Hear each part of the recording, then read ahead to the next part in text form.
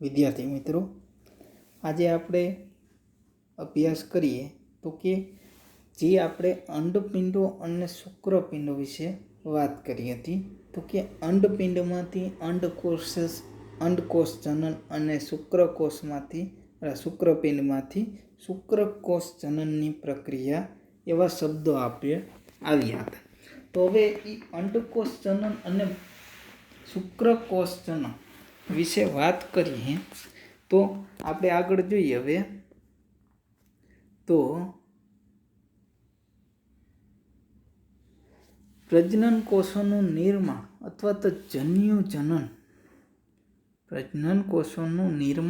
તો જન્યુજનનની પ્રક્રિયા જેને ગેમેટોજેનેસિસ કહેવામાં આવે, એટલે કે લિંગી પ્રજનન કરતા પ્રાણીઓમાં પ્રજનન કોષ નિર્માણ કરવાની ક્રિયાને શું કહેવામાં આવે?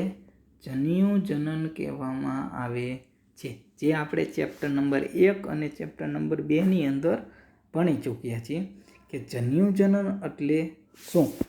તો કે જન્યુજનન એટલે કે લિંગી પ્રજનન કરતા પ્રાણીઓની પ્રજનન કોષ નિર્માણ, એટલે કે જે એવા કોષોનું નિર્માણ જે પ્રજનનની પ્રક્રિયામાં ભાગ ધરાવતા હોય, તો એવા કોષોના નિર્માણની પ્રક્રિયાને જન્યુજનન કહેવામાં આવે છે.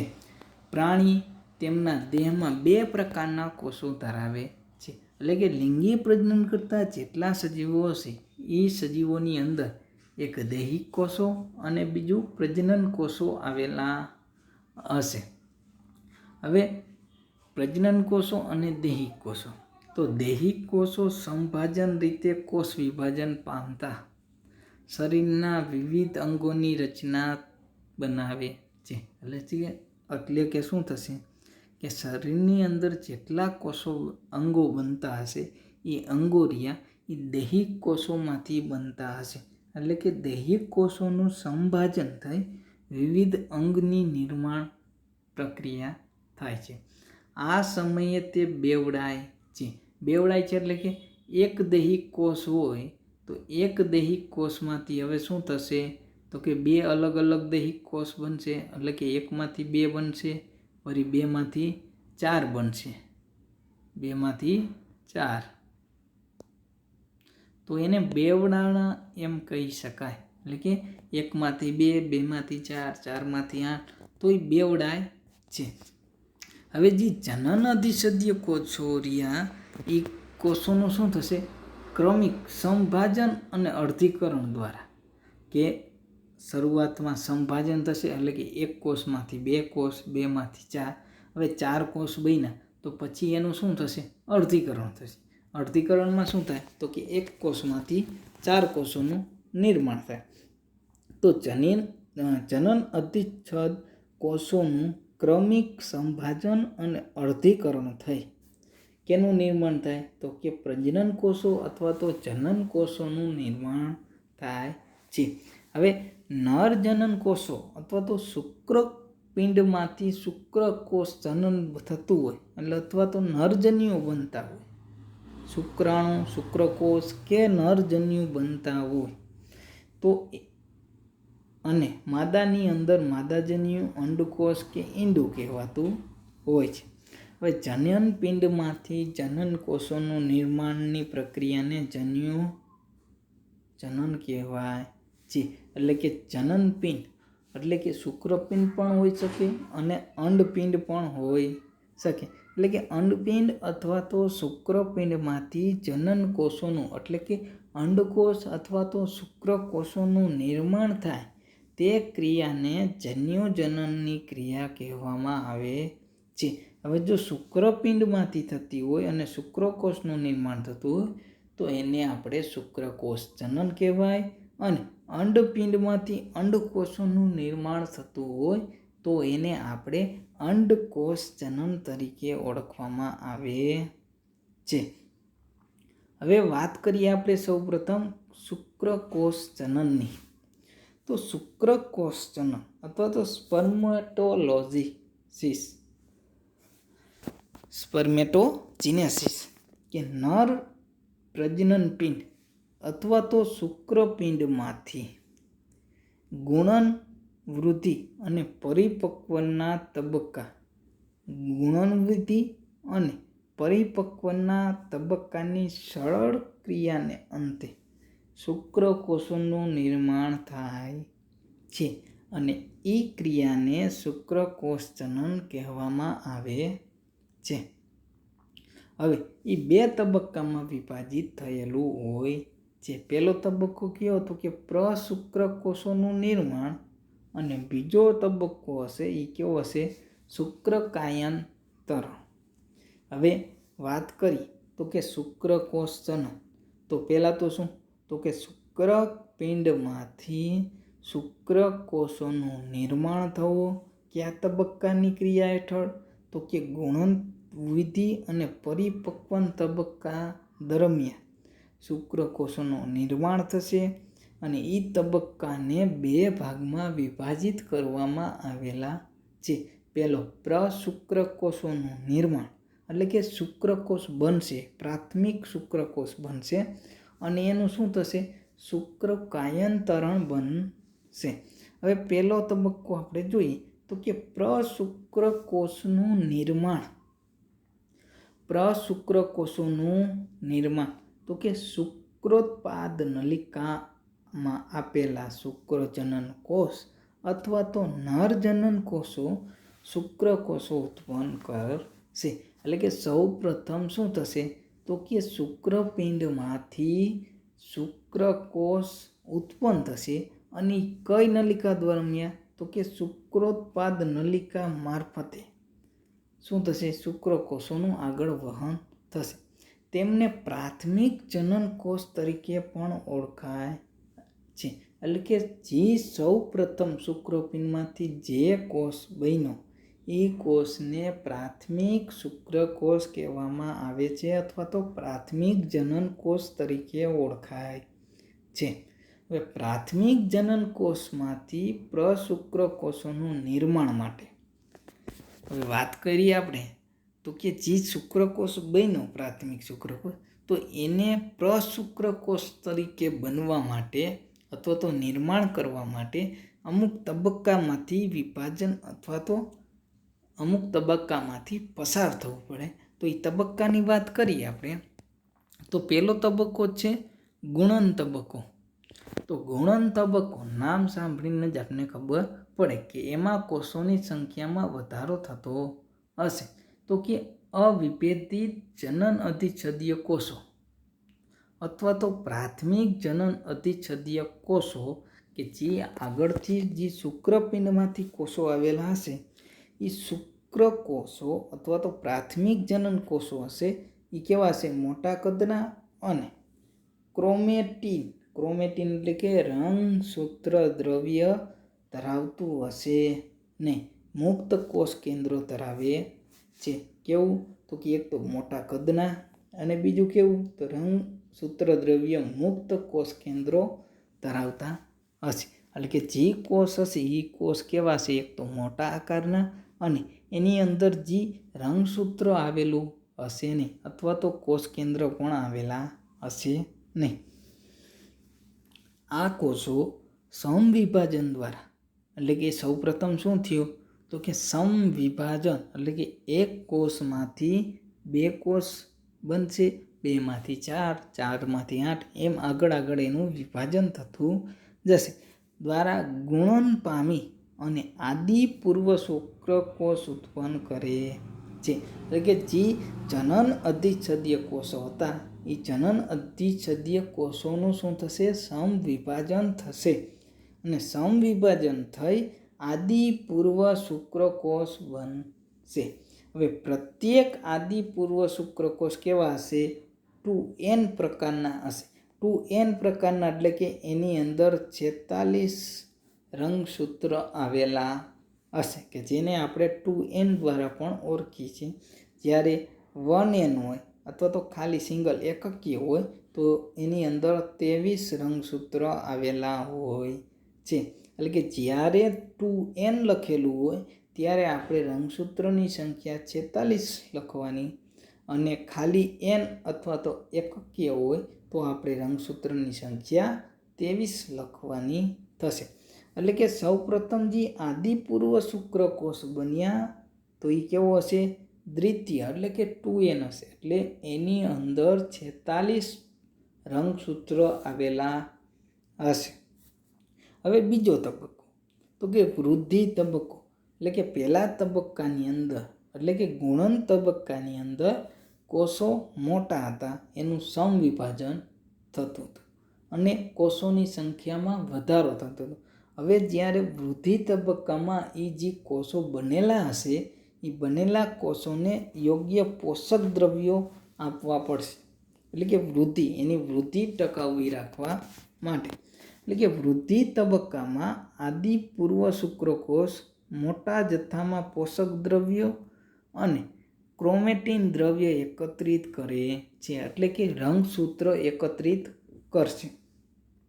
કદ અને પોષક દ્રવ્ય તેમજ ક્રોમેટિન દ્રવ્યમાં વધારો પામેલ આદિપૂર્વ શુક્રકોષને શું કહેવામાં આવે? તો કે પ્રાથમિક પૂર્વ શુક્રકોષ તરીકે ઓળખાય છે. એટલે કે જે આદિપૂર્વ શુક્રકોષ હતો તેની અલગ અલગ પોષક દ્રવ્યો અને એની અંદર ક્રોમેટિન દ્રવ્યો ઉમેરવાથી તેને આપણે પ્રાથમિક પૂર્વ શુક્રકોષ તરીકે ઓળખાય છે. અને તેઓ કેવા હશે? તો કે દ્વિતીય હશે, એટલે કે 2n, એટલે કે એની અંદર 46 રંગસૂત્ર આવેલા હશે.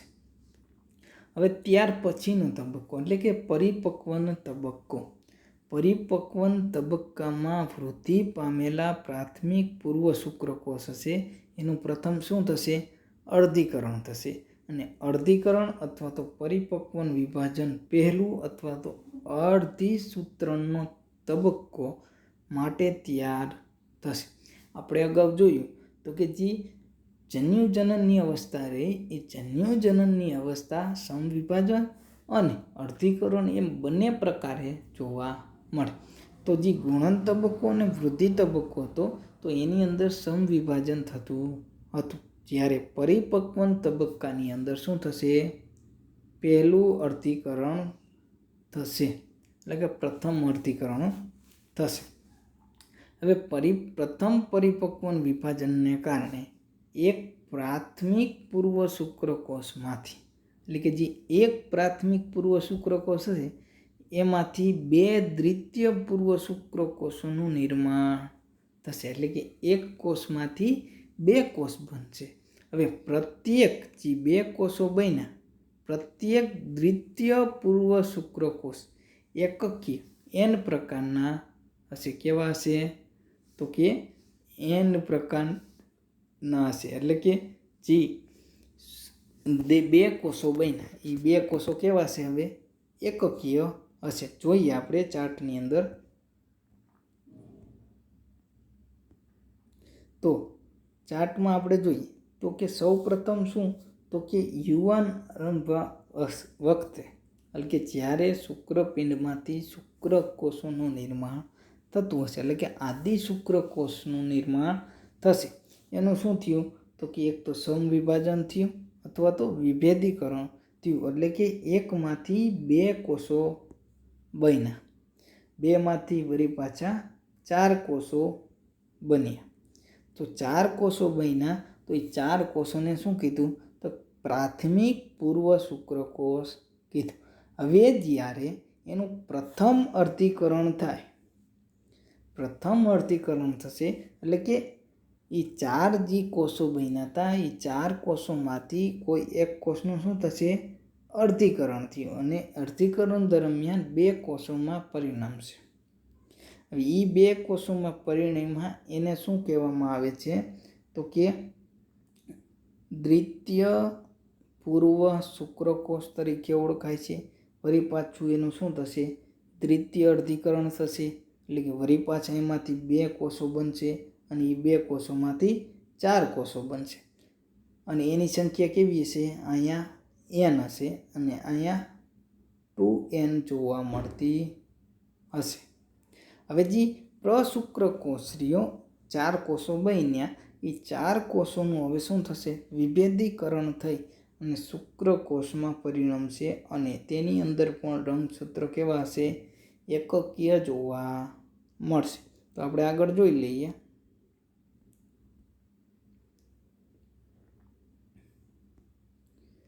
પરિપક્વન તબક્કાની અંદર કે જે તૃતીય પૂર્વ શુક્રકોષ બન્યો હતો અથવા તો બીજું પરિપક્વન વિભાજન કે સમસૂત્રણ પામી પ્રશુક્રકોષો ઉત્પન્ન થાય છે, જેઓ એકકીય પ્રકારના હોય છે.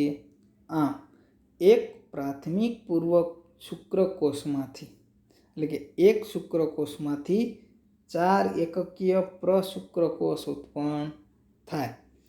આમ પ્રશુક્રકોષના નિર્માણના તબક્કા ગુણન તબક્કો, વૃદ્ધિ તબક્કો, પરિપક્વન તબક્કો અને વિભાજન પૂર્ણ થાય છે, જે અંતે પ્રશુક્રકોષો સીધા જનન કોષો તરીકે વર્તતા નથી. હવે જે 4 કોષો બન્યા કે જેને આપણે પ્રશુક્રકોષ તરીકે ઓળખીએ છીએ, તો એ સીધા જ જનન કોષ તરીકે એટલે કે અંડકોષનું ફલન કરવા માટે યોગ્ય નથી, પરંતુ તેઓને એક પ્રક્રિયામાંથી પસાર થવું પડે. એ પ્રક્રિયા કઈ તો કે શુક્રકાયંતરણમાંથી પસાર થવું પડે. હવે આપણે બીજો તબક્કો જોઈએ તો કે શુક્રકાયંતર સ્પર્મિયોજેનેસિસ. સ્પર્મિયોજેનેસિસ એટલે કે જે પ્રશુક્રકોષ બન્યો એ પ્રશુક્રકોષોમાં થતું રૂપાંતરણ અથવા આકાર જનન પામવાની ક્રિયાને શુક્રકાયંતર કહેવામાં આવે છે. એટલે કે જે પ્રશુક્રકોષ હતો એ પ્રશુક્રકોષ કેવો હશે? ગોળાકાર આકારનો હશે અને ગોળાકાર આકારમાંથી કેવો બનશે તો કે અહીંયા જે આકૃતિમાં આપ્યું આ આકારમાં શુક્રકોષનું નિર્માણ થશે, એનું આકાર જનન થશે અથવા તો રૂપાંતરણ થશે. તો આ પ્રક્રિયાને શુક્રકાયંતરણ કહેવામાં આવે છે. એટલે કે રાઉન્ડ શેપમાંથી ગોળાકાર શેપમાંથી એનો આકાર બદલાશે અને આકાર બદલવાની ક્રિયાને શુક્રકાયંતરણ કહેવામાં આવે છે. તેના મુખ્ય 3 ફેરફારો થાય છે.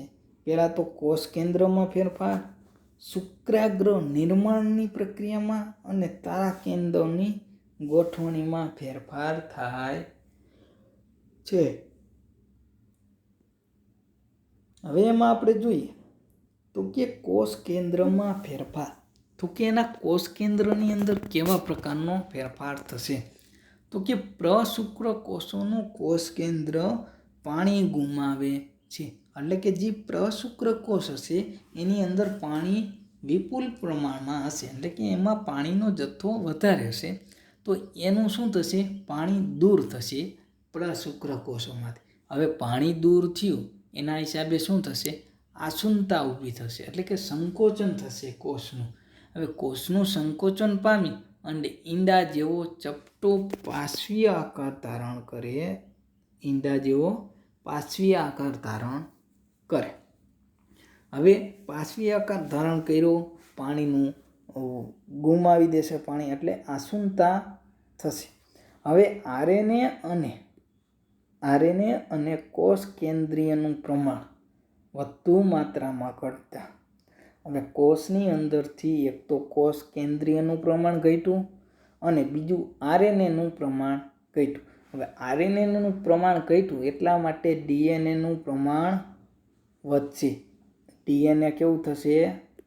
ડીએનએનું પ્રમાણ વધુ થશે, જ્યારે આરએનએનું પ્રમાણ ઘટશે. હવે બીજો તબક્કો તો કે શુક્રાગ્ર નિર્માણની પ્રક્રિયા. હવે શુક્રકોષોના સૌથી અગ્ર ભાગને શુક્રાગ્ર કહેવાય. જે આકૃતિમાં આપણે જોઈ શકીએ કે સૌથી આગળનો ભાગ, ટોચનો ભાગ, જેને આપણે શું કહીએ? શુક્રાગ્ર કહેવામાં આવે છે. એની અંદર કોષ કેન્દ્ર આવેલું હશે અને બહારનો ભાગ હશે ચપટો, એને આપણે શીર્ષ કહીએ. શીર્ષ અને કણાભસૂત્ર ગ્રીવા સાથે જોડાયેલા છે અને પાછળના ભાગને પૂંછડી કહેવામાં આવે છે. હવે શુક્રાગ્ર અગ્રભાગને આપણે શુક્રાગ્ર કહેવામાં આવે છે અને શુક્રાગ્ર આ ભાગમાં ઘણા ઉત્સેચકોમાંથી એક પ્રોટીએઝ પ્રકારનો ડાયલ્યુરોનિડેઝ ઉત્સેચક સક્રિય સ્વરૂપ ધરાવે છે, એટલે કે એના અગ્રભાગમાંથી શુક્રકોષનો જે શુક્રાગ્ર ભાગ રહ્યો એ ભાગમાંથી એક પ્રોટીએજ એન્ઝાઇમ અથવા તો ઉત્સેચક ઉત્પન્ન થાય છે અને એ ઉત્સેચકનું નામ શું તો કે ડાયલ્યુરોડિનેસ ઉત્સેચક સ્વરૂપ સક્રિય થાય છે અને એના કારણે શું થશે કે જે ઉત્સેચક અંડકોષના સંપર્કમાં આવતાની સાથે જ અંડકોષની ઉપર આવેલા પડને કે જેને અંડપડને શું કરશે વિલીન કરશે એટલે કે તોડી નાખશે. એ અંડપડને તોડી નાખશે અને શુક્રકોષને અંડકોષમાં દાખલ કરવા માટે સામ્યતા ધરાવે છે. માની લ્યો કે આ અંડકોષ આપણું અંડકોષ આ અંડકોષની ફરતે એક આવરણ આવેલું હોય છે. અહીંયા હું ટપકા સ્વરૂપે દર્શાવું છું પરંતુ એ એક આવરણ છે. હવે એ આવરણને તોડે તો જ આપણો શુક્રકોષ એમાંથી પસાર થઈ શકશે અને અંડકોષની અંદર એનું ફલન કરશે. તો એ પડને તોડવા માટે એક પ્રોટીએજ ઉત્સેચક આવેલો હોય છે. એ ઉત્સેચકને શું કહેવામાં આવે છે? ઉત્સેચકનું નામ શું? ડાયલ્યુરોડિનેઝ. હવે શુક્રકોષોને અંડકોષમાં દાખલ કરવા માટે શું કરશે? સામ્યતા ધરાવે. હવે શુક્રાગ્રનું નિર્માણ ક્યાં થશે તો કે ગોલ્ગી કાયની મદદ દ્વારા થાય છે. એટલે કે ગોલ્ગી કાય દ્વારા શુક્રાગ્રનું નિર્માણ થાય છે. તે શુક્રકોષના અગળા છેડાની નજીક સંકેન્દ્રિત બને છે.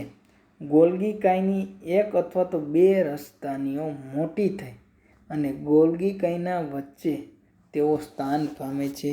ત્યારબાદ તરત જ પ્રશુક્રાગ્ર કણિકા તરીકે ઓળખાતી ગીચ કણિકાઓ વિકાસ પામતી જાય છે અને પ્રશુક્રાગ્ર કણિકાઓ કોષ કેન્દ્રના અગ્ર છેડા સાથે જોડાણ અનુભવે છે અને કદમાં વિસ્તૃત બને છે, જેને શુક્રાગ્ર તરીકે ઓળખવામાં આવે છે. હવે વાત કરીએ તારા કેન્દ્ર કે બે ફેરફાર જોયા. હવે તારા કેન્દ્રનો ફેરફાર જોઈ લઈએ. તો તારા કેન્દ્રોની અંદર એટલે કે પ્રશુક્રકોષોના બે તારા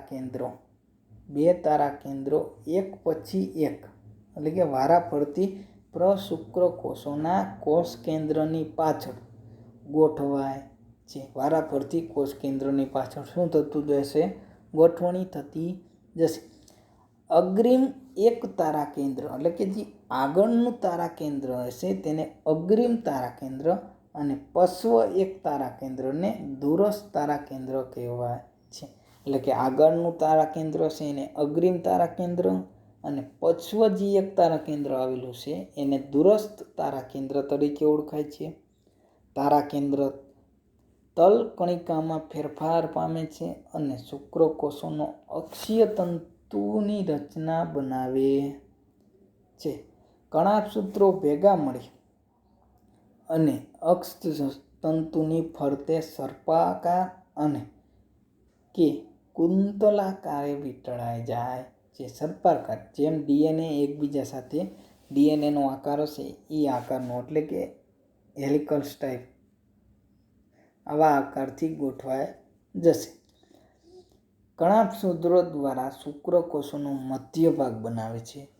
શુક્રકોષોની પ્રચલન ક્ષમતા મધ્ય ભાગમાં આવેલા કણાભસૂત્રમાં પ્રાપ્ત એટીપી અને અક્ષીય તંતુના હલનચલન દ્વારા પ્રચલન પામી શકે છે. આમ પુખ્ત શુક્રકોષોમાં મુખ્ય 3 ભાગો સર્જાય છે. પહેલો ભાગ કે શુક્રાગ્રયુક્ત શીર્ષ પ્રદેશ, કણાભસૂત્રયુક્ત મધ્ય ભાગ અને લાંબો અક્ષતંતુ જેવો ભાગ પૂંછડી તરીકે ઓળખાય છે. હવે પુખ્ત શુક્રકોષના શીર્ષ પ્રદેશના અગ્રભાગને શુક્રાગ્ર કહેવામાં આવે છે.